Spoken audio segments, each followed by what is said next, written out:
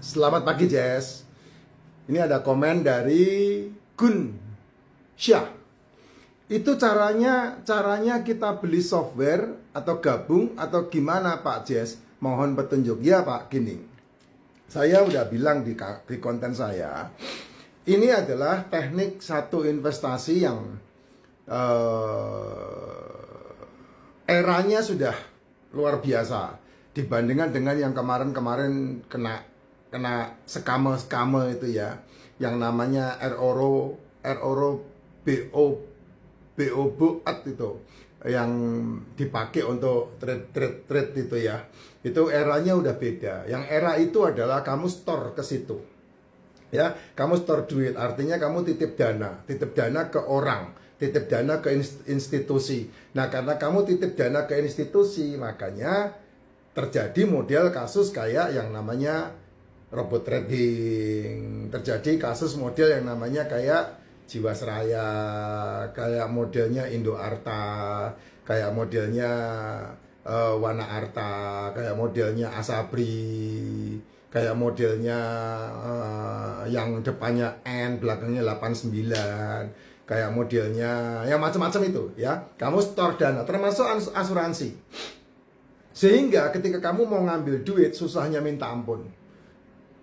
Bener kan? Seperti itu. Sehingga contoh kayak trade yang kamu store ke broker-broker itu, kamu ngambil duit, wangel minta ampun. Sama seperti kamu menitipkan duit ke temanmu, lalu kamu butuh, kamu mau ambil, nggak bisa. Karena apa? Kamu titip dana. Ya, model-model kayak begitu udah selesai lah. Era-era seperti itu udah terminal lah. Orang mulai sadar. Dia nggak akan mau lagi titip dana seperti itu. Karena pasti duitnya dibawa kabur. Ya, orang-orang kita itu berat untuk bisa dititipin dana. Untuk mengelola milik orang lain itu iri hati, dengki, keinginan mengingini milik orang lain itu tinggi sekali. Orang-orang kita ya, orang-orang Konoha lah. Gitu, sehingga praktek titip dana itu pasti dananya dibawa kabur. Praktek titip dana pasti dananya hilang duluan, gitu. Tapi kalau di sini kamu harus punya rekening kripto sendiri. Saya menggunakan Binance, BIBN. Itulah Binance yang gambarnya kuning kotak begitu.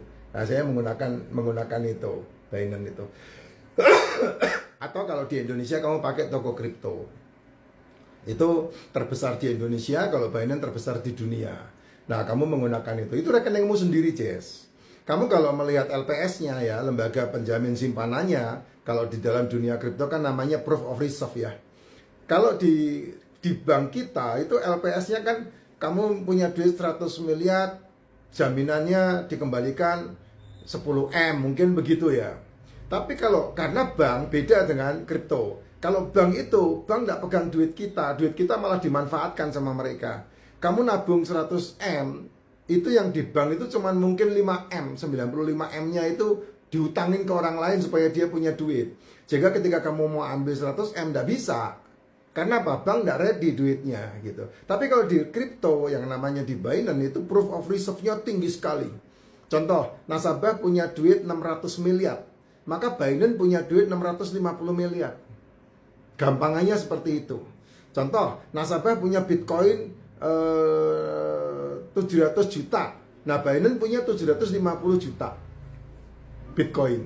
Nasabah punya USDT 8 miliar. Binance punya USDT 8,7 miliar. Nah, kayak gitu. Jadi proof of reserve-nya kuat sekali. Sehingga ketika terjadi rush, duitmu tidak masalah. Kamu kan lihat sendiri Indodax kemarin. Ya, Indodax itu proof of reserve-nya kan sama-sama kayak model Binance. Dia kebobolan berapa miliar begitu. Ya tidak ada masalah. Kamu nabung tetap aja duitnya cair, tidak ada masalah. Karena apa? Karena itu exchanger yang dimana duitnya itu dikelola sama tanganmu sendiri, gitu. Terus kemudian kemarin kamu melihat OKX jebol berapa miliar itu dolar itu. Tapi ya tetap aja OKX lebih bisa menyelesaikan masalahnya dengan baik. Kalau bank bangkrut sudah, contohnya Century aja selesai sudah. Ya, nah itu makanya ketika kamu mencari bank kan di Indonesia, banknya harus bank yang kuat kan. Makanya kenapa kamu percaya sama bank biru yang bulat-bulat 3 itu. Kamu percaya sama bank perahu layar, kamu percaya sama bank bendera kuning biru itu. Kan itu karena Kamu yakin ketika kamu menaruh duitmu di situ nggak kolaps gitu. Kalau yang namanya resiko semuanya pasti dari ujung timur sampai ujung barat pasti ada resiko. Cuman permasalahannya bisa nggak diminimalisir resiko itu. Nah itulah sebabnya saya sarankan kamu pakainya antara Binance sama toko kripto. Itu yang disarankan. Nah terus kemudian duitmu di situ aman kan? Sama kayak saya tanya, duitmu di mana? Di bank biru yang ada bendolan 3. Aman nggak di situ? Oh aman, karena dia gaji karyawannya aja jadi admin. Nah kamu keyakinannya kan kayak gitu. Nah kalau saya bilang, duitmu aman nggak di kuning itu? Yang Binance kuning itu. Aman nggak? Aman, karena apa? Proof of reserve-nya gila-gilaan. Ya, jadi ketika ada rush, nggak ada masalah. Yo, CEO-nya di penjara aja nggak problem. Nggak ada ketakutan sama sekali buat kita-kita. Nah itu contoh. Kalau bisa begitu ya, satu hari penghasilannya di atas 355 miliar, Jess, satu hari. Ini si Binance ini. Itu sebabnya saya mempercayakan ke situ, duit saya di situ dan dioperasikan dengan tangan saya sendiri. Nah, kalau kamu main sendiri, beli jual, jidat motomu, nggak kuat. Makanya kamu bergabung dengan saya. Saya jual license-nya. Nah, satu license itu 25 juta. Untuk license itu, mesin itu, software itu, kamu nanti gabungkan dengan akunmu, Binance-mu, dicolok di sini, dicolok, di-connect, dia digandeng begini. Nah, software ini dia melihat duit saya di sini di Binance ini. Ketika dia lihat duit saya, maka dia hitung. Ketika dia hitung berapa penurunan, berapa kuatnya. Nah, di sini di-setting. Contoh, saya punya duit di sini $1.000. Nah, bagaimana supaya kuat ketahanannya? Kan kripto kalau naik begini, kalau turun begini. Nah, duit $1.000 ini supaya kuat bagaimana? Kalau kamu di luar, kamu taruh semuanya tuh 1.000. Ketika turun, habis, hilang, selesai. Gitu. Tapi kalau di sini kamu dimainkan, turun 1% dia beli lagi. Turun 1% dia beli lagi. Umpamanya satu koin kamu beli dengan $15. Kalau turun 1% beli dengan duit $1.000 ini, kamu bisa turun sampai berapa kali bertahan. Dan ini yang sudah dibeli ini tidak hilang.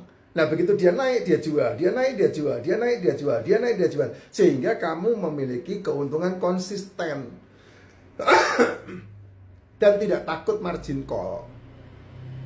Kenapa ya? Karena asetnya ada di tanganmu sendiri. Sama seperti kamu beli sebuah ruko. Nih, beli ruko nih, 25 juta nih. Dan ruko ini canggih sekali. Dia bisa kulakan sendiri, dia bisa jual sendiri untuk keuntungannya masuk ke rekeningmu. Gitu. Karena rekeningnya di sini, jadi masuk rekeningnya ke sini semua. Dia hanya bertugas menjual, membeli selama 24 jam satu hari, 7 hari seminggu. Nah, 25 juta itu sangat murah sekali. Lifetime. Dan dari 25 juta ini kamu yang sudah beli, maka kamu punya license kayak saya juga. Sehingga orang yang butuh ketika kamu menjual, ya, orang itu beli license dengan kamu yang seperti ini mesinnya, maka kamu mendapatkan komisi lagi 3 juta. Kamu beli sama saya dapat 3 juta. Kamu beli ini, kamu punya license-nya ini, kemudian orang lain beli license sama kamu. Orang itu membeli dari kamu, maka kamu mendapatkan 3 juta gitu. 10 orang kan 25 jutanya udah balik. Dan 10 orang itu happy semua pasti. Kenapa ya? Karena duitnya nggak hilang. Gitu.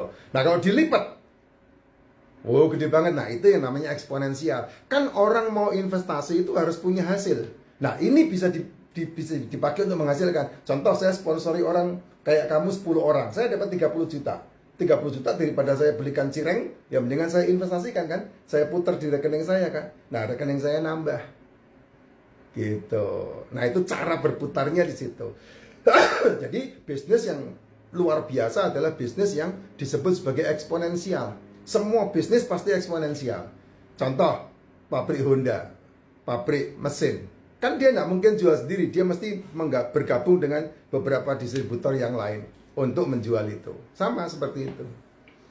Cuman ini bedanya pakai mulut, bicara dengan satu layar seperti ini, sehingga kamu ketemunya dengan saya. Produknya apa? Digital itu tadi. Pak, kalau itunya hilang ya kamu rugi cuma 25 juta. Duitmu kan ada di rekeningmu sendiri, nggak ada masalah. Gitu. Jadi enaknya itu begitu. Nah, sekarang berani apa tidaknya kan tergantung diri masing-masing. Ya monggo sih. Kayak saya udah jalan 2 tahun dan cuannya udah lebih dari 240%. Jadi jangan diragukan lagi. Ya.